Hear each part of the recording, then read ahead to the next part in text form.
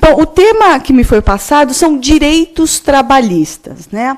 Então, eu pensei, bom, direitos trabalhistas, o que eu posso falar? Direitos trabalhistas, eu posso escolher qualquer instituto que esteja previsto na Constituição Federal ou na CLT. Poderia falar do aviso prévio, poderia falar sobre jornada de trabalho, enfim.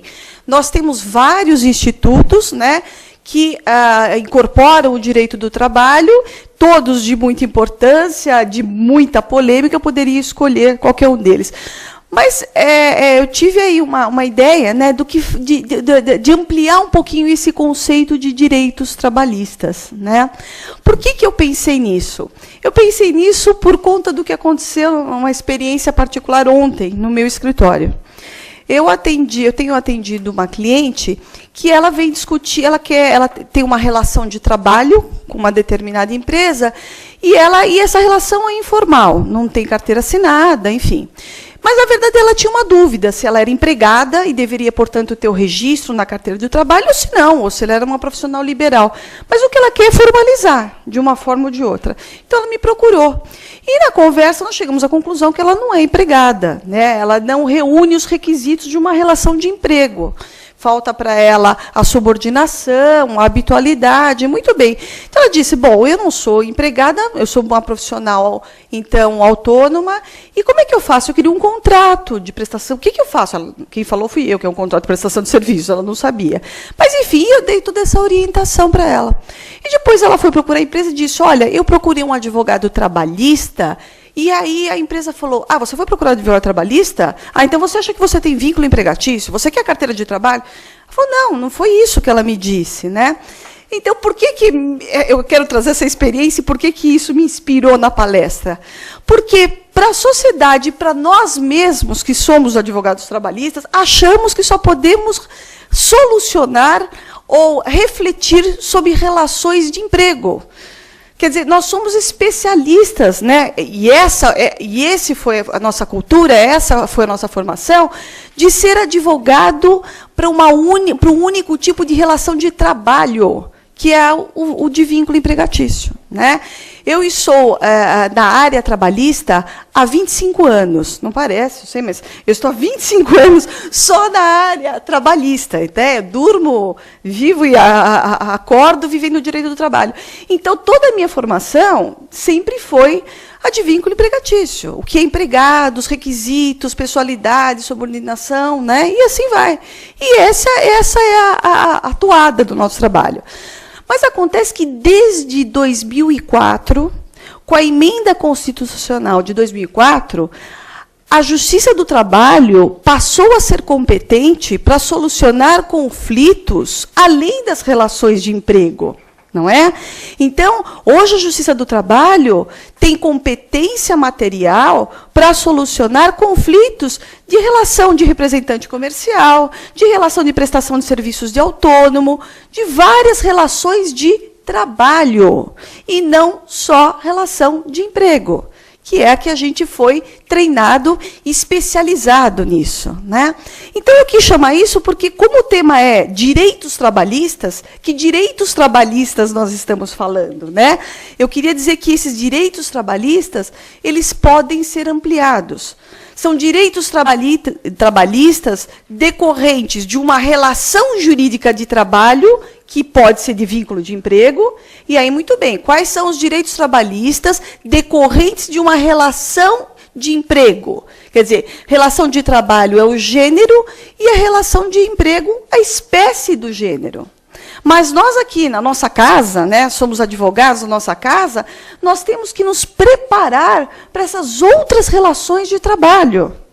Que elas estão aí, basta a gente estudar um pouco mais, né? A gente tem um pouco de preguiça de falar, nossa, como é que funciona a lei de representação comercial? Para a gente poder divulgar isso no mercado. Nós que temos que defender, nós que temos que cuidar desses processos, porque a Justiça do Trabalho passou a ser competente para solucionar esses conflitos. Nós vamos deixar para quem? Né? Nós que já estamos na Justiça do Trabalho há muito tempo, sabemos como é que funciona, né? Então, o que eu tenho observado é que, desde 2004 para cá, a tendência é ainda de se discutir relação de emprego, né? E ter um pouco de distanciamento de outras relações de trabalho, de outros direitos trabalhistas, que não necessariamente aqueles oriundos de uma relação de emprego, né? Então, por conta disso, eu queria primeiro falar, relação de emprego. Muito bem, quais são os direitos trabalhistas de uma relação de emprego? São aqueles previstos no artigo 7º da Constituição Federal. Então, o artigo 7º da Constituição Federal assegura garantias mínimas para os trabalhadores rurais e urbanos que visem a melhoria de sua condição social. Então, todos aqueles direitos que estão elencados no artigo 7º da Constituição Federal são direitos e garantias fundamentais aos trabalhadores urbanos e rurais e que têm por objetivo a melhoria de sua condição social. Então, nós vamos ver vários dispositivos, né? Vai lá até o 30º inciso, primeiro a vedação da dispensa arbitrária ou sem justa causa nos termos da lei, direito a 13º salário, ao aviso prévio, direito ao limite à jornada de trabalho de 8 horas diárias e a semanal de 44 horas, facultada a compensação de horário por meio de acordo ou convenção coletiva de trabalho, que é o que a gente chama aí de compensação de horas, direito ao reconhecimento aos acordos e convenções coletivas do trabalho. Então, o artigo 7º, ele, em seu inciso 28, ele informa que é um direito individual dos trabalhadores o reconhecimento das normas coletivas, o reconhecimento dos acordos coletivos e das convenções coletivas de trabalho. Quer dizer, o sindicato tem um papel muito importante na produção de direitos, na produção de normas visando a melhoria da condição social do trabalhador, né? E a Constituição Federal, também no artigo 7º, muito embora ela venha estabelecer aqueles direitos mínimos, aquelas garantias mínimas aos trabalhadores, ela também flexibilizou esses direitos. Quando, por exemplo, ela estabelece no inciso 6º que os salários são irredutíveis. Não se pode reduzir salário, é um princípio, não é? Os salários são irredutíveis, não podem ser reduzidos, salvo negociação coletiva. Então, permitiu que as entidades sindicais possam negociar para reduzir salários, né? E aí nós pensamos, mas, poxa vida, né? Isso fica meio estranho, porque o sindicato, pelo que a gente sabe historicamente, o sindicato ele existe para conseguir algo mais para o trabalhador. O trabalhador já tem a lei que estabelece o mínimo. O sindicato está para discutir, para reivindicar melhores condições do que a lei já dá. Então, como a própria Constituição autoriza o sindicato a reduzir salário, né?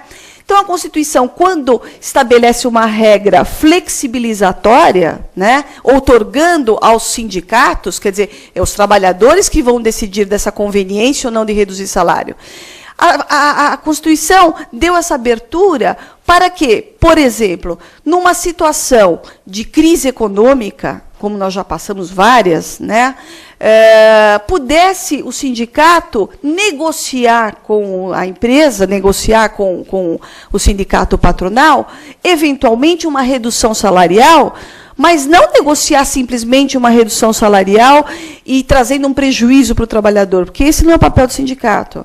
Então, pode até negociar uma redução salarial, mas, em contrapartida, uma garantia de emprego. E isso aconteceu depois da Constituição de 88. Nós tivemos uma crise bastante forte em 1990 e nos anos 90, onde os sindicatos, em vários setores, negociou uma redução salarial para que os trabalhadores não fossem demitidos, né? Para que permanecesse o emprego. Então, entre a redução do salário e o seu emprego, manteve-se o emprego. É claro que tem que ter uma contrapartida. E, nesse caso, a contrapartida seria uma garantia de emprego num determinado período, né? Recentemente, e aí eu tive a oportunidade de participar de um evento organizado aqui pelo Departamento de Cultura, nós tivemos a Emenda Constitucional 72, que ampliou os direitos da doméstica, né? Alterou o parágrafo único do artigo 7º da Constituição Federal, ampliando os direitos da empregada doméstica. Quer dizer, a empregada doméstica tem uma lei própria, 5.000... me fugiu agora... 5.582 de 72, e, além dela, a lei é de 72, o parágrafo único que já estabelecia alguns direitos à empregada doméstica, mas que esses direitos foram ampliados pela emenda constitucional de 72. Né? Então, voltando para o início da minha exposição, os direitos trabalhistas básicos de um empregado, né? Ou seja, aquele que tem vínculo empregatício. E quem é aquele que tem vínculo empregatício? Aquele que reúne na sua relação de trabalho 4 requisitos: pessoalidade, subordinação, habitualidade e remuneração. Esses 4 requisitos caracterizam uma relação de emprego. Esses 4 requisitos conceituam o que é empregado. Em um conceito paralelo, nós temos o que é empregador, estabelecido no artigo 2º da CLT. É empregador aquele que admite, assalaria e dirige a prestação de serviços. E é empregado aquele que trabalha com pessoalidade, habitualidade, subordinação e salário. Então, se esses requisitos estiverem presentes numa relação jurídica de trabalho, essa relação jurídica de trabalho é uma relação de emprego. E, portanto, se é uma relação de emprego, os agentes dessa relação deverão observar o quê? Quais são os direitos trabalhistas? O que estão no artigo 7º da CLT, como direitos fundamentais, não é? O artigo 8º fala de organização sindical, que também é muito importante. A CLT, que tem 910 artigos, claro que a CLT está dividida em direito individual, coletivo e processual, mas os direitos básicos de uma relação de emprego estão na CLT, não é? Que é uma lei infraconstitucional. Algumas leis esparsas que regulamentam atividades específicas, né? Então, o atleta profissional, o contrato de aprendiz, temos algumas leis esparsas, e ainda as normas coletivas, as convenções e os acordos coletivos de trabalho da categoria. Então, estes são os direitos trabalhistas, esses elementos são as fontes do direito do trabalho. Quer dizer, o empregador, quando ele contrata um empregado, dentro desse enfoque que eu disse de configuração da relação de emprego, ele tem que ter em mente quais são os direitos básicos que estão na CLT, como é que funciona a CLT, os direitos básicos da Constituição Federal no artigo 7º, os direitos regulamentados na CLT e as normas coletivas da categoria em que ele desenvolve a sua atividade empresarial, a categoria e a base territorial. Quer dizer, não me parece muito fácil, né, estabelecer um contrato individual do trabalho, porque estas são as fontes do direito do trabalho. Muito bem. Então, pegando um pouquinho o início da minha fala, existem outras formas de prestação de serviço. Então, por exemplo, um trabalhador eventual. Quem é o trabalhador eventual? O trabalhador eventual é aquele trabalhador que presta determinados serviços em razão de uma eventualidade. Ele não tem o requisito da habitualidade, que muitas vezes o autônomo tem, né? Nós temos que lembrar que o empregado, esses 4 requisitos que eu disse que caracterizam a relação de emprego, pessoalidade, subordinação, salário e habitualidade, eles devem estar presentes todos para se configurar uma relação jurídica de emprego. Se faltar um deles, não é empregado. Se ele tem habitualidade, pessoalidade, só ele presta serviços, ele não manda outra pessoa no lugar dele, não é? Recebe uma remuneração e vai todos os dias, mas ele não é subordinado, ele tem autonomia na prestação de serviço, ele não tem ninguém fiscalizando o seu trabalho, ele não tem jornada de trabalho para cumprir, ou seja, ele é um profissional autônomo, né, liberal, ele não é empregado. Então, para ser empregado, os 4 requisitos devem obrigatoriamente estar presentes para a configuração da relação de emprego. Mas voltando para o eventual não tem um dos elementos, a habitualidade. Ele pode ter até pessoalidade. Então, é lá um encanador que eu chamo para fazer um concerto no encanamento da minha casa, não é?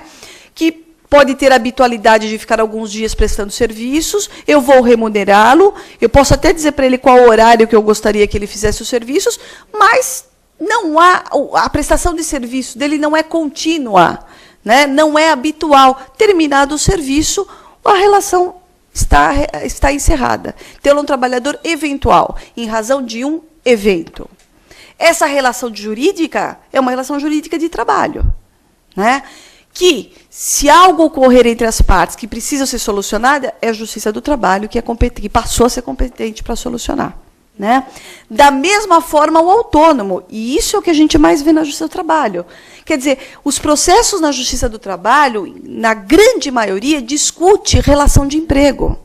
São pessoas que, depois de se afastarem daquele trabalho, resolvem buscar a Justiça do Trabalho para regularizar sua relação jurídica. Ou porque ele entende que ele foi tratado como autônomo e ele não era autônomo, ele foi obrigado a constituir uma empresa, o tal do PJ, não é? Ele não teve outra opção, a empresa disse, olha, aqui nós não assinamos carteira de trabalho, o senhor tem que abrir uma empresa e o senhor vai emitir nota fiscal. É o famoso PJ. Quer dizer, naquele momento, alguns podem dizer, bom, mas ele podia se recusar. Nós sabemos que não é bem assim, né? Para entrar no mercado de trabalho, essa negociação bilateral que existe, ela não é assim no mesmo pé de igualdade entre as partes, né? É basicamente um contrato de adesão. Essas são as condições. Se você não estiver interessado, muito bem, ok, mas essas são as condições. No entanto, como o direito do trabalho reúne normas de ordem pública, né, irrenunciáveis e indisponíveis, boa parte delas, a maior parte delas, pouco importa se aquele trabalhador, naquele momento, concordou ou não concordou com aquele tipo de contratação. Se depois ele for reclamar da Justiça do Trabalho e ficarem presentes os 4 requisitos, o juiz vai reconhecer o vínculo empregatício, não é? E aí alguns podem questionar, mas é um absurdo, porque à época ele até teve uma vantagem. Muitas vezes ele teve uma vantagem fiscal, porque como ele abriu uma empresa, ele vai pagar menos tributo. Se a empresa tivesse registrado ele ia pagar mais tributo. Agora ele quer se beneficiar, ele quer o melhor dos 2 mundos, não é? Essa questão, num primeiro momento, não se analisa. O direito do trabalho é um direito eu não vou falar ele inteiro, né? Mas boa parte das suas normas são de direitos indisponíveis. As partes não têm autonomia, não têm disposição para negociar a anotação na carteira de trabalho. Eu quero ser registrado daqui 3 meses, que eu vou levantar o seguro-desemprego, eu estou recebendo seguro-desemprego, então, quando eu terminar, o senhor me registra. Não tem essa disponibilidade, não é? Por quê? Porque é um direito que transcende o direito individual, os interesses entre empregado e empregador. Se a empresa não registra o empregado no momento em que ele começou a trabalhar, ela deixou de recolher para o INSS. Estão entendendo como é de ordem pública, que transcende o interesse dos particulares? Ela deixou de recolher o FGTS. O FGTS é aquele valor depositado mensalmente na conta vinculada do trabalhador, 8% por mês. Não, tem gente que acha que desconta, né? Não é um desconto, é como se fosse uma poupança para ele. E, no caso dele ser dispensado sem justa causa, ele pode sacar. Todos os valores que são depositados na conta do FGTS de todos os trabalhadores do Brasil têm uma finalidade social. Todos os recursos são destinados, todo aquele volume é destinado a fomentar saneamento básico e o sistema financeiro habitacional. Por isso que só pagam 3% de juros ao ano, porque ele tem uma finalidade social. Alguns até defendem que ele tem uma natureza parafiscal. Então, não depositar o FGTS, você não está onerando somente o trabalhador, mas também um regramento, um instituto que tem natureza social, que tem um interesse social. Por isso que você falou que interessante, depois ele reclama, né? Aqueles 5 meses, de 3 a 5 meses que ele ficou recebendo seguro-desemprego, que é o mais interessante. Aí depois Então, o que a gente falou, isso acontece muito, né? Então, o trabalhador fala, olha, eu fui demitido e eu estou recebendo o seguro-desemprego do meu último emprego. Então, você pode me registrar depois? Muito bem. Aí, os dois, em conluio, vão lesar o erário público, né? Porque se ele está trabalhando, ele não pode receber seguro-desemprego. Bom, e quando chega na Justiça do Trabalho? Né, o importante é a gente entender por que o juiz faz isso. Porque o juiz só defende o empregado, porque o juiz é muito paternalista. Não é isso que a gente precisa entender. Não estou dizendo que não tem juiz que só defende empregado, não é isso. Eu quero dizer como o direito foi estruturado, né?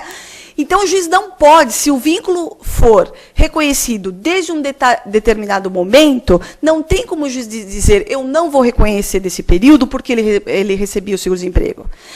A sentença tem que ser, reconheça o vínculo empregatício, pague todas as contribuições previdenciárias, fundo de garantia desse período e 13º FGTS para ele, e oficie-se, né, o órgão do executivo para que ele responda, né, por ato penal, ou, enfim, por ato civil, ele tem que responder porque recebeu indevidamente seguro-desemprego. Quer dizer, uma coisa não tem nada a ver com a outra.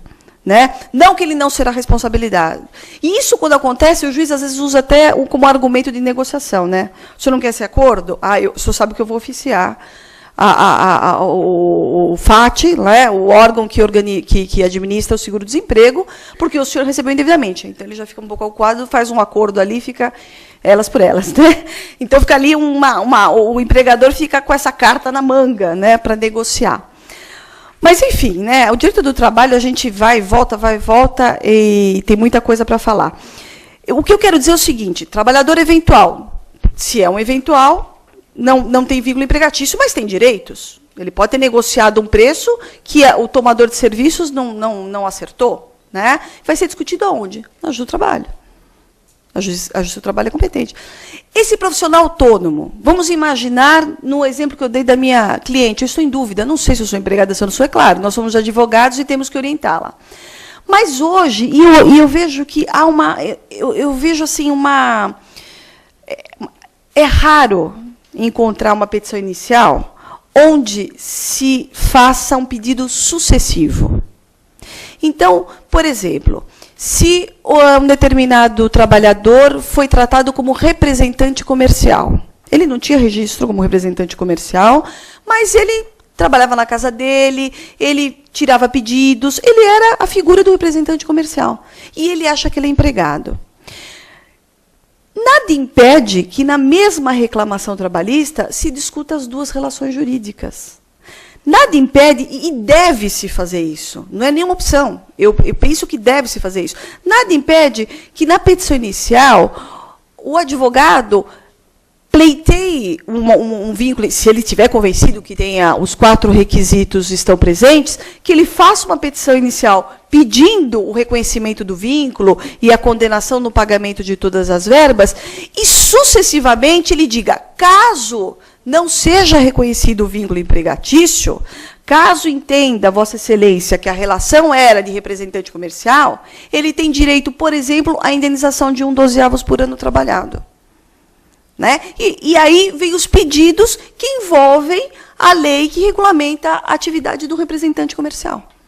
Para isso, a gente tem que conhecer a lei. Né? Mas a gente é competente materialmente, nós somos competentes para discutir qualquer coisa, mas o processo é competente para discutir essas relações. Né? E a gente não pode perder essas oportunidades. Nós temos essa oportunidade. Basta a gente começar a desenvolver. Né? Então, quais são os direitos trabalhistas se o juiz reconhecer que ele é representante comercial? Um aviso prévio que tem que estar previsto nessa lei, né? A indenização pela rescisão de 1/12 e assim por diante. Quer dizer, não é mais julgo ação improcedente. Puxa, e agora? Vou ter que entrar no cível para discutir? Não, é no mesmo processo. O juiz tem que afastar a existência do vínculo empregatício e analisar os pedidos sucessivos de uma relação de representação comercial no mesmo processo. Isso são direitos trabalhistas. Né? Então, muito mais ampliado. Bem, enfim, nós temos que falar de terceirização, né, que são que é uma que eu teria que passar amanhã aqui falando. Eu passei ontem à noite na PUC discutindo o que é terceirização. Nós estamos com um projeto de lei que está borbulhando, que é o projeto de lei 4.330, do deputado Sandro Mabel, que vem tentar dar um contorno da terceirização. Né? Porque quando a gente fala de terceirização, a gente pensa em quê? Trabalho precário. Né? Por outro lado, a terceirização é um fenômeno da administração que não tem como mais voltar. Não adianta a gente vai achar que vai acabar o processo eletrônico. A gente está sofrendo, a gente está apanhando, mas não tem volta. Eu brinco, a mesma coisa que você querer colocar a pasta de volta no tubo da pasta de dente. Não tem como você voltar mais. Né? Não tem como você ir contra. E a terceirização é um novo modelo de trabalho pós-industrial. Isso não significa que nós temos que falar e temos que aceitar a precarização do trabalho. Isso, em razão de competitividade, em razão de maior lucro, isso são outras coisas. Mas dizer que a terceirização é ilícita, né, ela deve ser banida, a gente vai se fechar numa ilha, porque o mundo inteiro terceiriza, e aqui no Brasil, desde 1940. Então, não dá para dizer que não precisa acabar com a terceirização. O que precisa é ter coragem, né, para fazer uma lei, mas uma lei bem feita, que resolva as questões de responsabilização. Né? Se a atividade é meio, fim, às vezes eu fico achando que é umas bobajadas, né, que tentam resolver, que o problema não é esse, o problema é a precarização. Né? É uma empresa contratar pessoas que trabalham em casa, sem condições de trabalho, que põe os filhos para trabalhar e confecciona uma sacolinha a 10 centavos, né, por peça. Então, essa é a preocupação, é a precarização, é o trabalho escravo, o trabalho análogo ao escravo. Né? E, para isso, a gente já tem a CLT no artigo 9, que fala que é nulo. É nulo. Qualquer ato que tenha por objetivo desvirtuar a lei. Ponto. Se aplicar o artigo 9, a gente já resolve bem. Nem precisava criar uma outra lei, né? Uma outra regulamentação. Mas, enfim... O estagiário não é empregado. O estagiário tem uma lei de estágio nova que regulamenta o trabalho do estágio. Bom, se ele quiser discutir que a relação dele não era de estágio, ele vai na Justiça do Trabalho. Mas se ele falar, não, eu era estagiário, eu concordo, só que não recebi as férias, que a lei do estágio me autoriza. É na Justiça do Trabalho. É o direito trabalhista, que não tem nada a ver com o vínculo empregatício. É a aplicação da lei de estágio. Né? O trabalho voluntário, que é um trabalho, mas que não tem remuneração, e que pode ter algum problema nessa relação também de trabalho, é a Justiça do Trabalho. Enfim, eu poderia ficar aqui falando muito tempo, né, sobre todas essas questões, mas eu não quero me prolongar. Tem aqui as professoras que também vão contribuir muito, cada uma com o seu tema. E o que eu quero dizer, e o objetivo da minha palestra, era exatamente isso. Né? Ao invés de escolher um tema, é dizer que nós temos que ampliar o que são direitos trabalhistas. E o mercado está aí. Né? Então, se a gente estudar um pouco mais, se a gente entender um pouco mais, a gente consegue ampliar a nossa atuação e a gente consegue buscar aí uma prestação, né, para a sociedade muito mais efetiva.